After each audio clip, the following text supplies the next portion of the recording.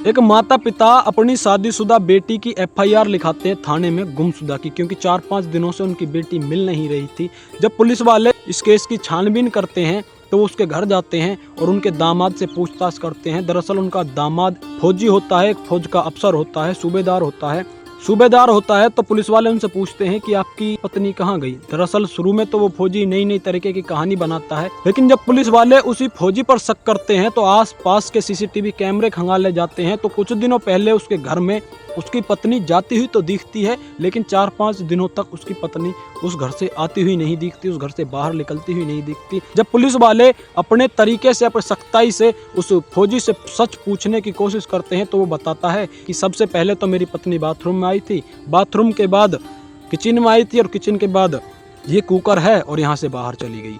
पहले तो वो पुलिस वाले सोचते हैं कि ये इंसान शायद पागल हो चुका है, इसकी मानसिक स्थिति सही नहीं है, लेकिन वो फौजी कहता है कि मैं जो भी बता रहा हूँ सच बता रहा हूँ और वो बात सच निकलती है। राम राम, नमस्कार, सत श्री अकाल, जय हिंद। मेरा नाम है जीत सैन और आज मैं आपको ऐसी सच्ची घटना से रूबरू कराने जा रहा हूँ जिसे सुनने के बाद आपके भी होश उड़ जाएंगे। जब वो पुलिस वाले उस फौजी से पूछते हैं तो वो फौजी बताता है कि साहब, मेरे 2 बच्चे अपनी बुआ के यहाँ घूमने के लिए गए हुए हैं और मेरी पत्नी मुझसे जिद कर रही थी कि मुझको वहाँ पर घुमा कर लेकर आओ, और मैं घुमाने के लिए मना कर देता हूँ तो वो नाराज होकर घर से निकल जाती है। लेकिन जब पुलिस वाले सख्ताई से पूछते हैं और अपने तरीके से सच उगलवाते हैं तो वो बताता है कि मेरी पत्नी ने मेरे सिर में दर्द कर रखा था, 5-6 साल से मैं बहुत परेशान हो रहा हूँ। वो रोज रोज विवाद करती है, नए छोटे छोटी चीज़ों पर झगड़ा करती है, छोटी छोटी बातों पर विवाद करती है। मेरे सिर से दर्द नहीं जाता, मैं बहुत ज़्यादा परेशान हो चुका हूँ। दरअसल जब मेरे बच्चे अपनी बुआ के यहाँ पर गए हुए थे तब उससे एक छोटी सी बात पर विवाद हो जाता है, झगड़ा हो जाता है, और जैसे ही मैं उसको हाथ से थप्पड़ मारता हूँ, धक्का देता हूँ, तो वो दीवार में जाकर लगती है और दीवार में जाकर लगने के बाद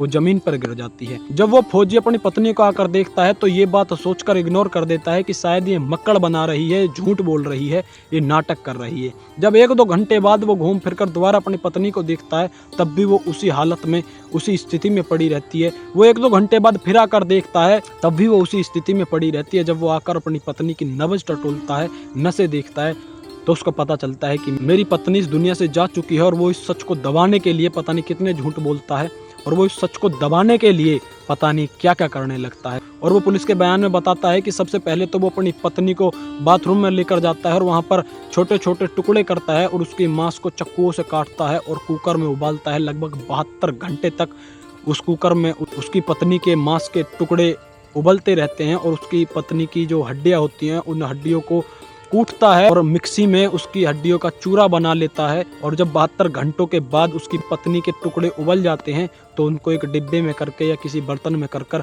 पास में ही एक झील होती है और उस झील में काफ़ी सारी मछलियाँ होती हैं, और बीचों बीच झील में जाके वो उन मांस के टुकड़ों को और उसकी हड्डियों को मछलियों को खिलाकर आ जाता है। जब 2-3 दिन बाद उसके सास और ससुर यानी कि उस लड़की के माता पिता अपने दामाद के घर पर आते हैं तो वहाँ पर वो इतना सा भी छोटे से छोटा भी सबूत अपने घर में रहने नहीं देता, क्योंकि वो फौजी होता है।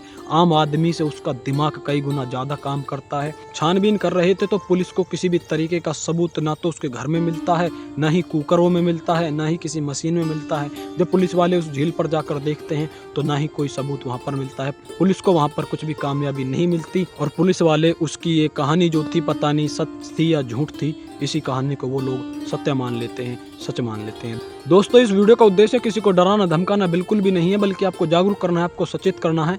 जय हिंद, जय भारत।